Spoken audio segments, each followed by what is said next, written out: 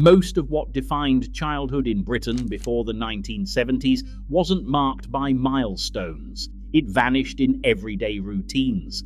A generation left home at dawn, crossing terrace streets alone, trusted with coins and errands. In those years, children roamed up to a mile to school without adults, and shops ran tabs in handwritten ledgers. How did such ordinary freedom quietly disappear?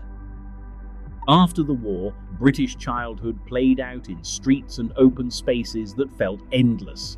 The day began with the front door shutting behind you, and the world outside, terraced rows, alleys, and bomb sites, became yours to explore.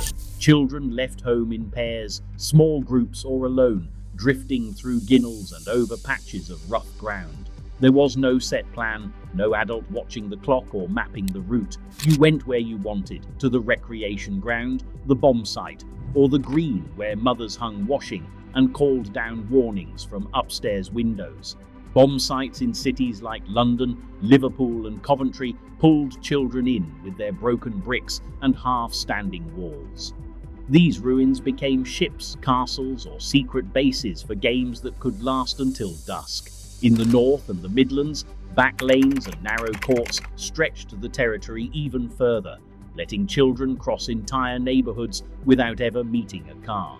New council estates offered wide grass and cul-de-sacs where every child was recognised, if not by name, then by face. Most children vanished for hours, sometimes all day. The only rules were simple: do not stray too far, avoid the big road, be home before dark or when the streetlights flickered on. Curfews followed the rhythm of housework and the changing light, not clocks. Boys often pushed boundaries, climbing fences or slipping into building sites. Girls might be called back to help at home, but many still found ways to disappear into the day. Walking to school was just another part of this freedom. The average walk was half a mile to a mile, through streets crowded with children, each peeling off at their own gait. There were no drop-offs.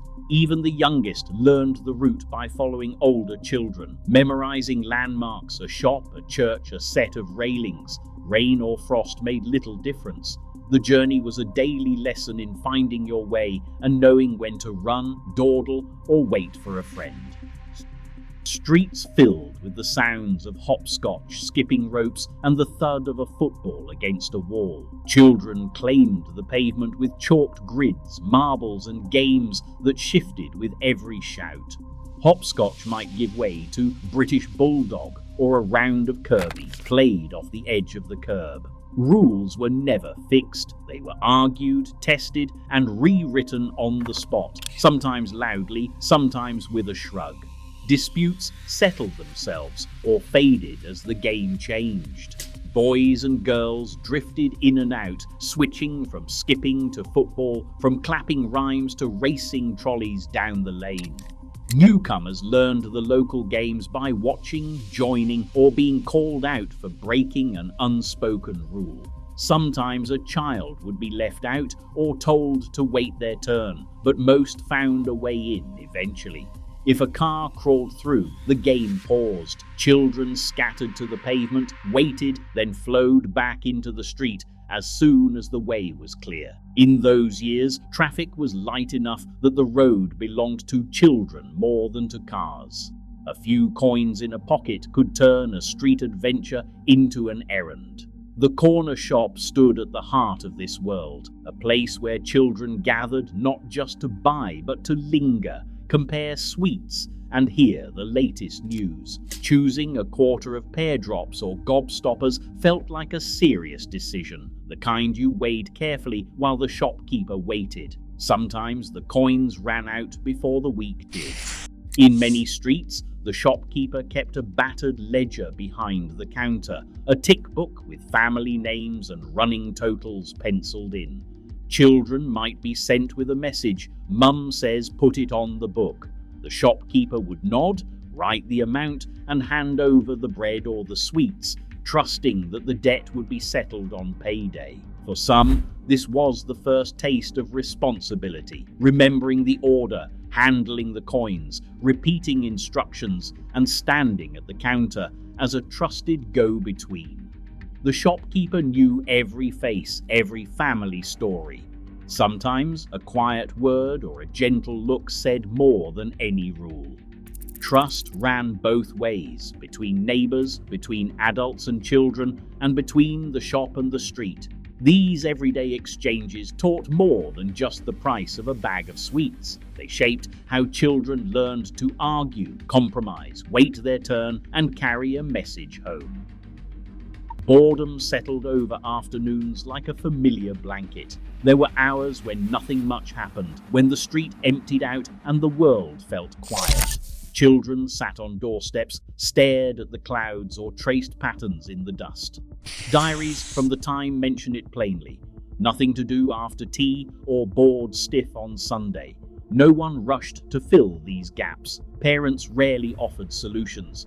The answer was usually the same: go outside, find something. With few toys and little money, children turned scraps and leftovers into games. Cardboard boxes became castles or shops. Old prams were rebuilt as go-karts. Collections grew from what could be found: bus tickets, cigarette cards, bottle tops. Sometimes boredom lingered until a new idea took hold and the street filled with running feet again.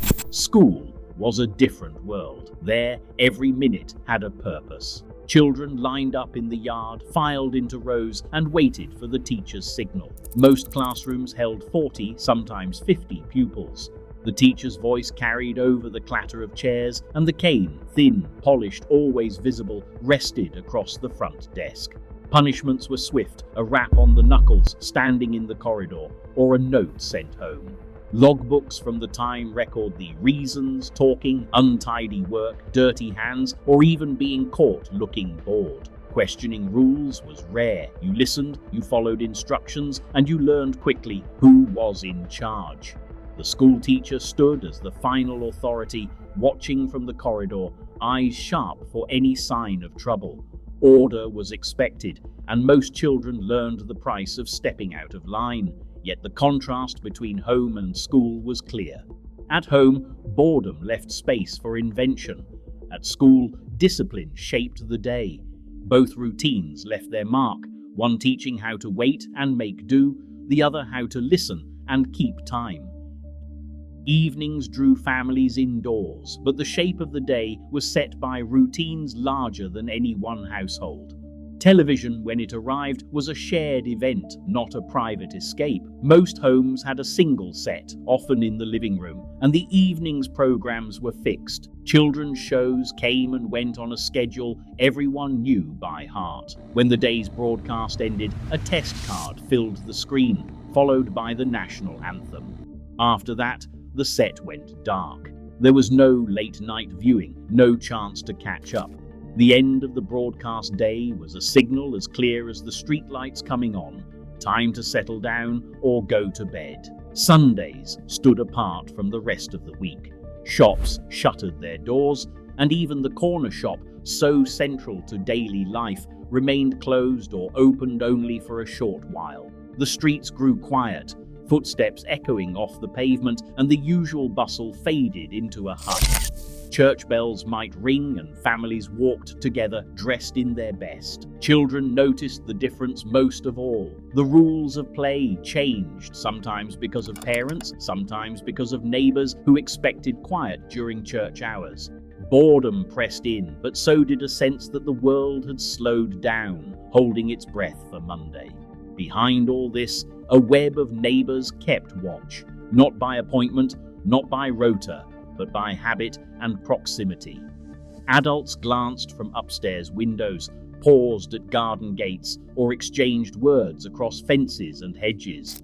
A child out too late or getting into mischief might be gently scolded by a neighbor or have word sent home before they even arrived. Gossip flowed as easily as help. If a parent fell ill, meals appeared unasked. If a child scraped a knee, someone nearby had a clean cloth and a kind word. This network of informal oversight was rarely named, but it shaped daily life all the same.